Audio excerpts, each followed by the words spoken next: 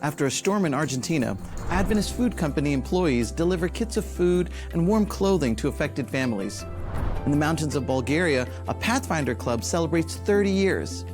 In Egypt, a camp engages hundreds of children and youth with sports, music, and outdoor challenges. And an ADRA project distributes 5,000 backpacks and helps reduce school dropout rates in Romania.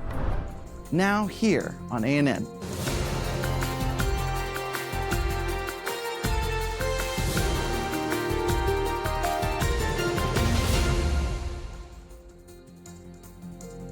"5,000 backpacks, 5,000 opportunities."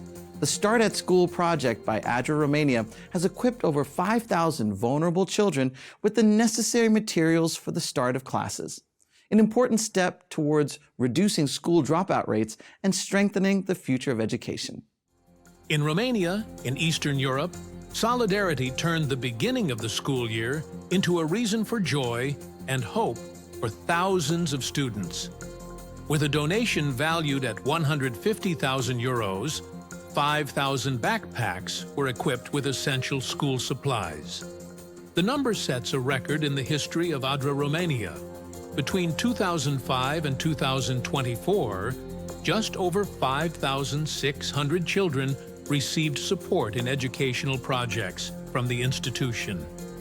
Now, in just one school year, almost the same total was benefited. The backpacks contain notebooks, pencils, pens, erasers, and other basic items, all to ensure that students have dignified conditions to learn. ADRA Romania emphasizes that the result was only possible thanks to the unity of partners and volunteers.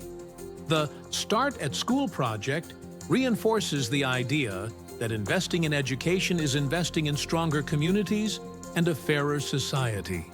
Since 1990, ADRA Romania has been developing social and educational projects throughout the country. The Adventist Humanitarian Agency is recognized as an accredited provider of social services and is part of a humanitarian network present in over 100 countries. The third Pathfinder Camporee of Egypt brought together about 260 young people for 4 days of adventures, challenges, and learning. The event was held on the campus of the Nile Union Academy. The theme of this year, Heroes, highlighted values such as courage, perseverance, and teamwork. During the program, Pathfinders were invited to reflect on the differences between popular heroes of modernity and those who, in the past, were recognized as examples of courage and dedication. Organizing the event was not simple. The team from Egypt managed to overcome challenges and keep all activities within the schedule, supported by volunteers from Brazil. Throughout the camporee, the youth engaged in creative challenges, group dynamics, and activities adapted to the local geography and climate. The closing raised expectations for the next gathering. Camporee 2026, with the theme Crossing the Waters, promises to be even bigger, bringing together more participants and expanding the program. The third National Camporee of Egypt showed that it is possible to gather children and youth to learn, have fun, and create lasting memories together. Above all, the event revealed that, just like in the past, modern heroes continue to be alive, now with faces, names, and stories coming from the Middle East. Foz do Iguaçu in southern Brazil, known worldwide for its impressive waterfalls, has also become a setting for decisions that go beyond the city limits. It was there that the Seventh-day Adventist Church outlined the strategic planning that will guide its actions in the next 5 years. During 6 days, administrators and directors of the Seventh-day Adventist Church gathered to consolidate another stage of the integrated strategic planning. The process is collaborative and involves leadership from the South American division to local congregations.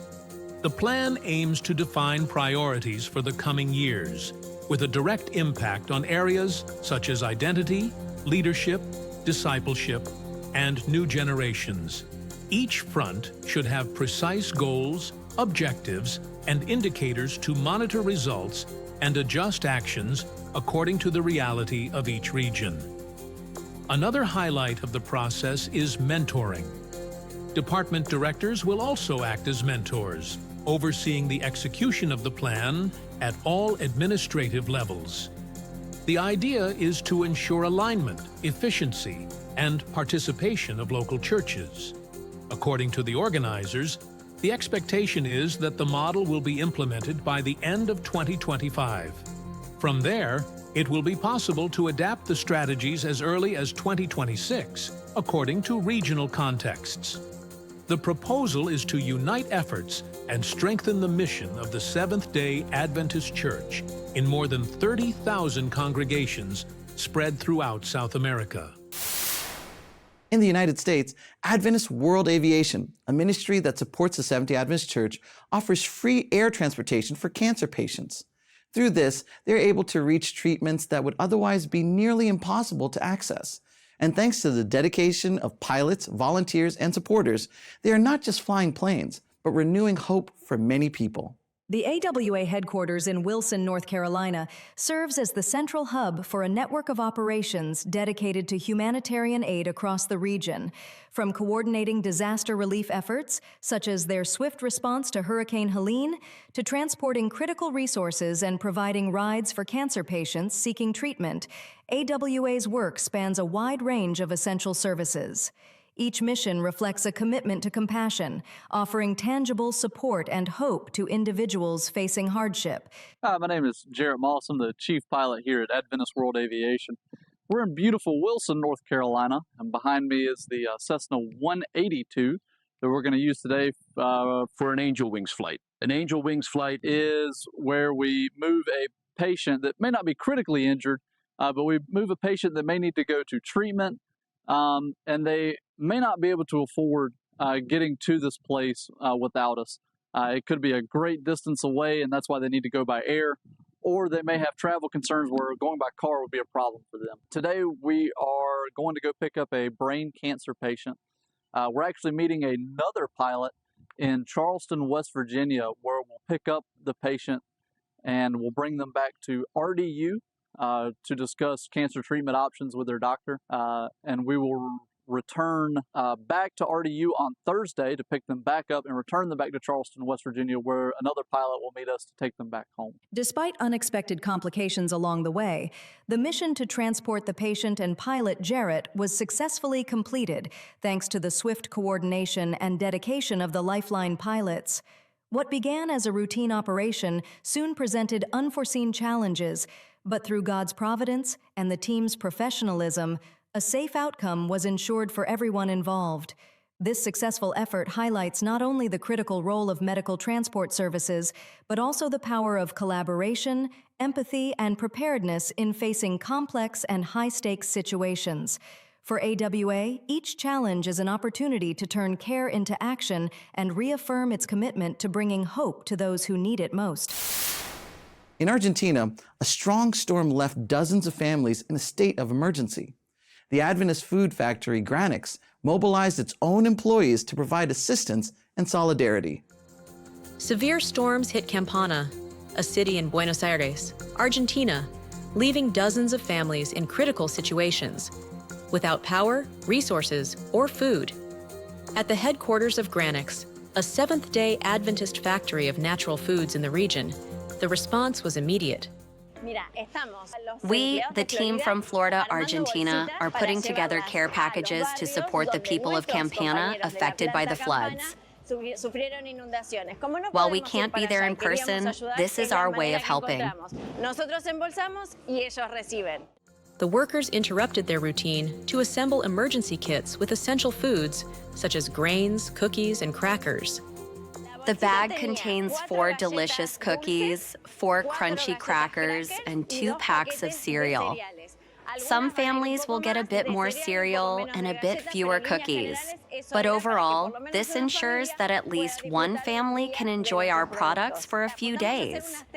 We plan to make about 300 bags, with each bag containing around 17 pounds of products. We've already reached over 300, and the merchandise we set aside for this ran out in less than 20 minutes. In total, there were 630 packages, all produced right there. Volunteers from different areas participated, from administration, production, to the warehouse. A quick, efficient, and voluntary mobilization. In the second phase, winter kits arrived: hats, gloves, scarves, and socks. Essential pieces to face the low temperatures of the harsh cold in Argentina. The deliveries took place in Campana, which was one of the most affected regions. Employees from the local unit of Granix personally went to the vulnerable neighborhoods. They distributed the kits from house to house. Granix has been operating for over 90 years in Argentina. Like other Adventist institutions around the world, it promotes social actions based on compassion, service, and respect for human dignity. According to the organizing team, the Solidarity campaign reinforces the principle of caring for others. New solidarity actions are being planned. In Peru, a basketball final was rescheduled because a team refused to play on the Sabbath. Adventist students from Tacna won the 2025 school championship, a victory marked by courage and national visibility. The basketball team of the Seventh-day Adventist Educational Institution, 28th of July, starred in a story of faithfulness.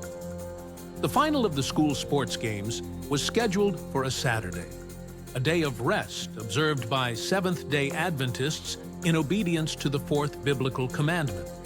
Without hesitation, the team decided not to take the court, placing their principles above any sporting result. The decision sparked controversy and opened a debate about religious freedom in the country's school sports. With the support of teachers, parents, and local authorities, the game was rescheduled for the following Thursday.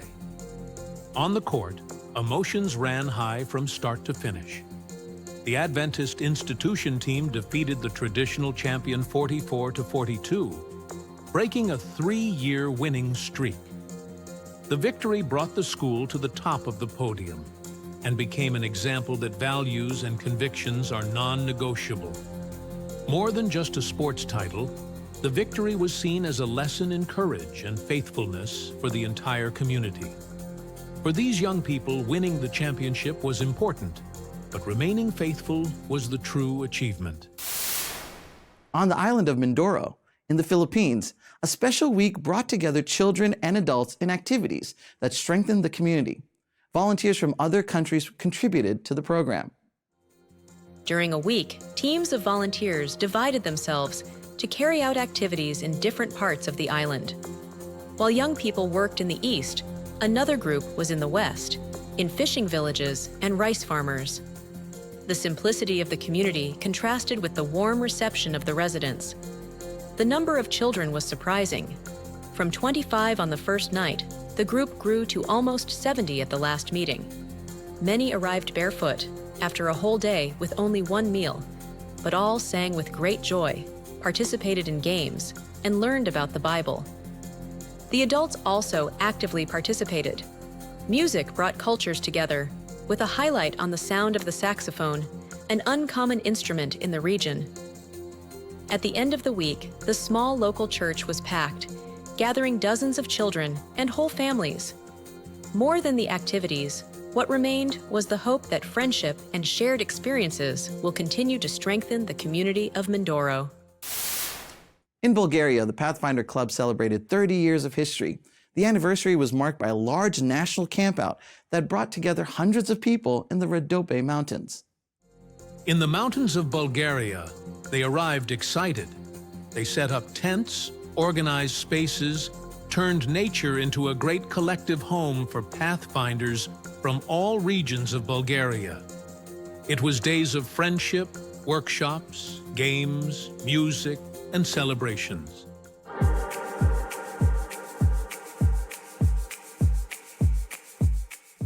In a country marked by secularism, like Bulgaria, Pathfinder clubs offer a valuable space for young people to exercise spiritual values with joy and purpose. Over 400 people participated in the celebration of the 30 years of Pathfinders Club in the country. The celebration camp had the theme, Choose Your Path. It presented the biblical story of Joseph, with thematic activities that helped young people reflect on faith, resilience, and crucial life choices. adolescents between 11 and 15 years old participated in practical challenges full of adventures, workshops, and spiritual moments.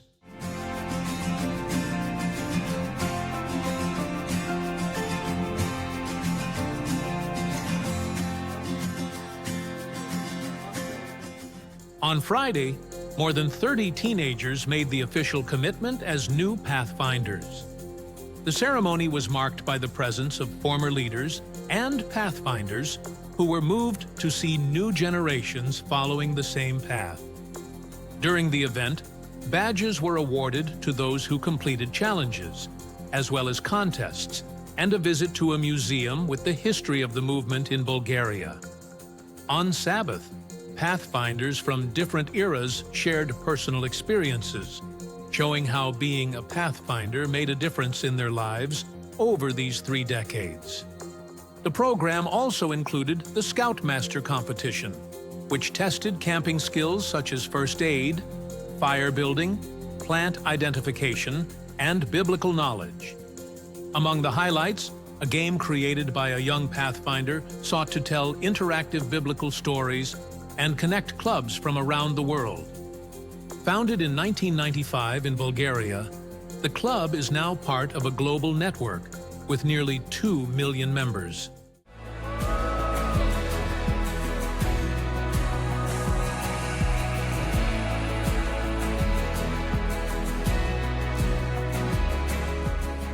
The anniversary ended in celebration, with cake, music, memories, and plans for the future.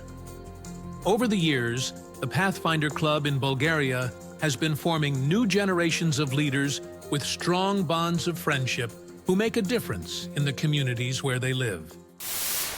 While headlines show wars, political collapses, and an increasingly divided society, stories of transformation are gaining strength around the world. In remote communities, messages of hope and faith transmitted through radio have changed destinies. You will now see 2 real stories in 2 minutes: the courageous decision of a pastor in Papua New Guinea and the journey of a young couple in Ukraine. They tuned in to an Adventist radio and their lives were never the same. Meet Evgenika, a 21-year-old woman from war-torn Ukraine. Amid constant bombing, no electricity, and the scarcity of food, she was filled with an unexpected peace. 2 years prior, in a town near Kiev, she met Ilya, a young AWR evangelist. Through his friendship and AWR's Voice of Hope radio, she developed a new faith in God that sustained her through the enemy's invasion.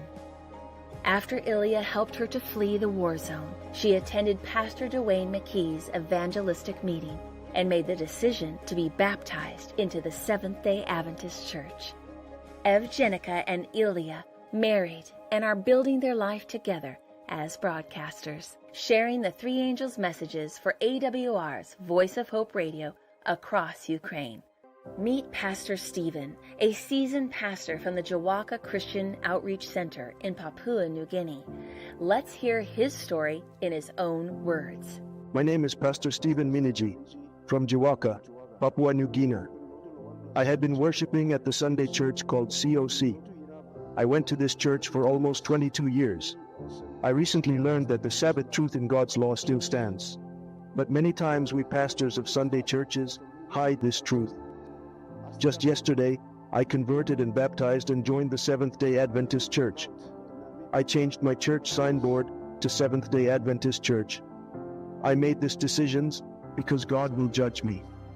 I am appealing to all my fellow Sunday pastors like me. Please, we need to tell the truth to all our Sunday churches and our fellow Christians.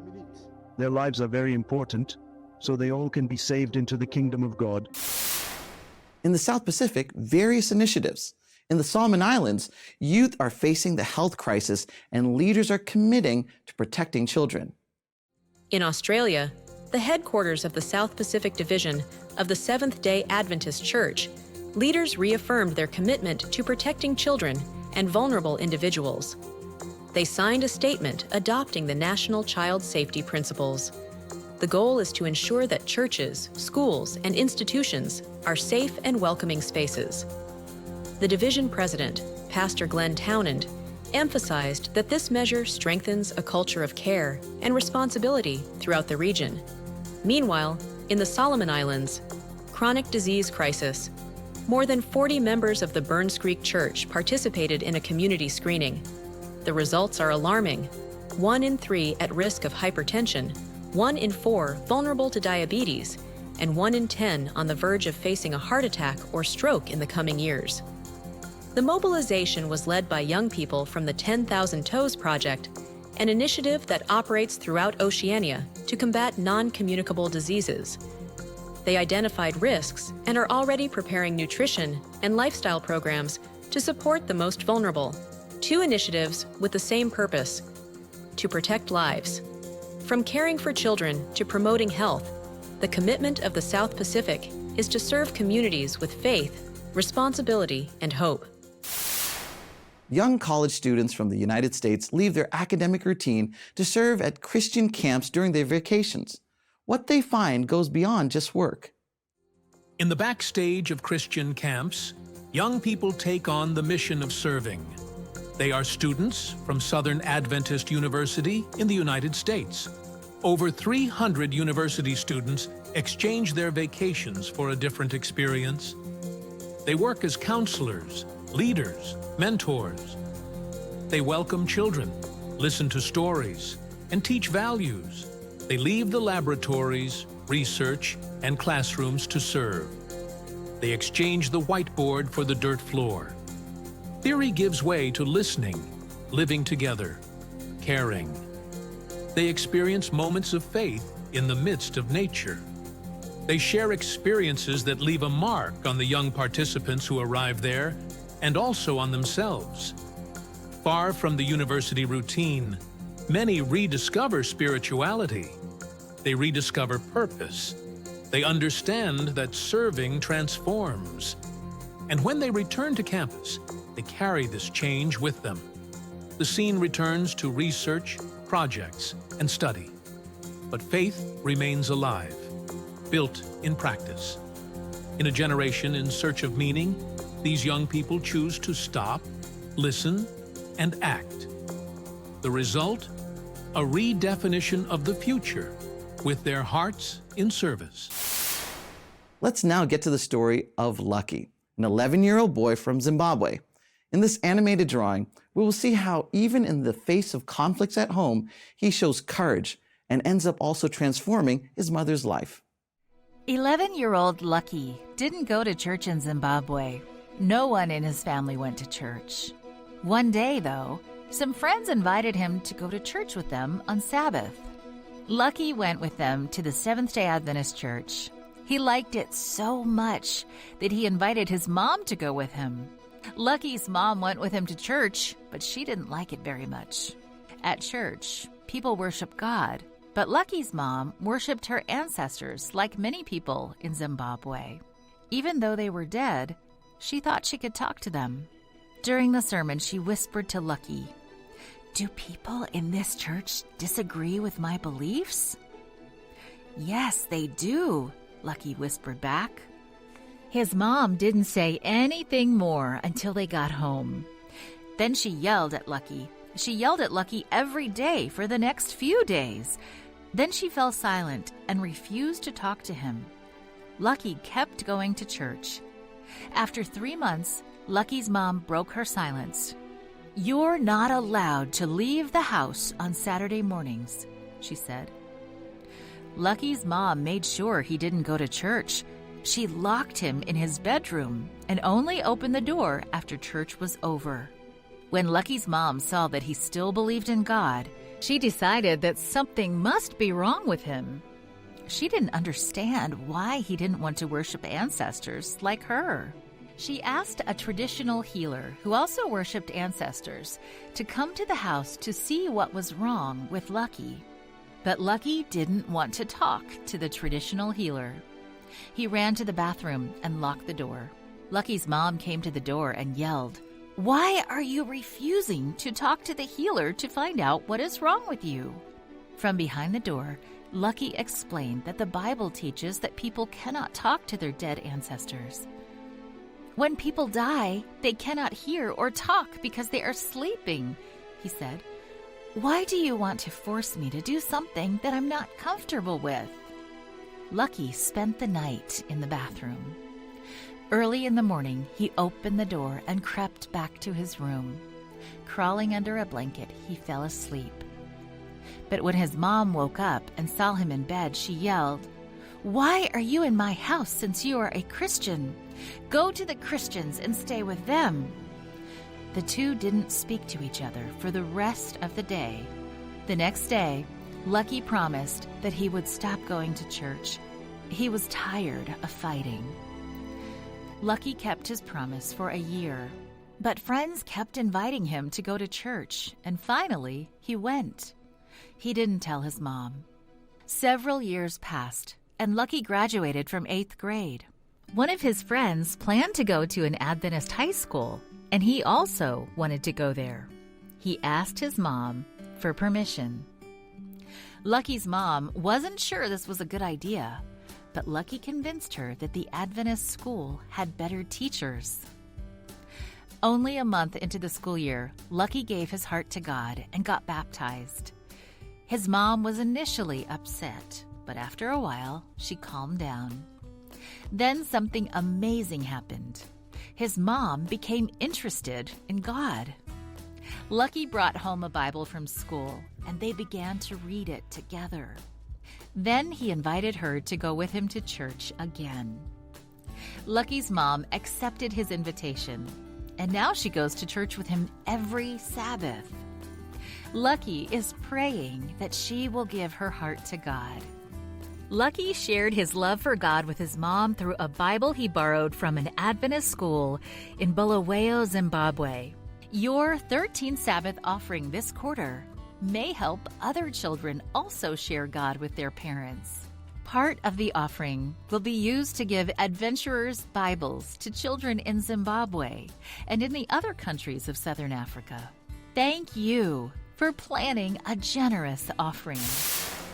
ANN ends here, but we will be back next week with more inspiring stories from around the world. Learn more about the Seventh-day Adventist Church at adventist.org and follow the news at adventist.news. Until next time.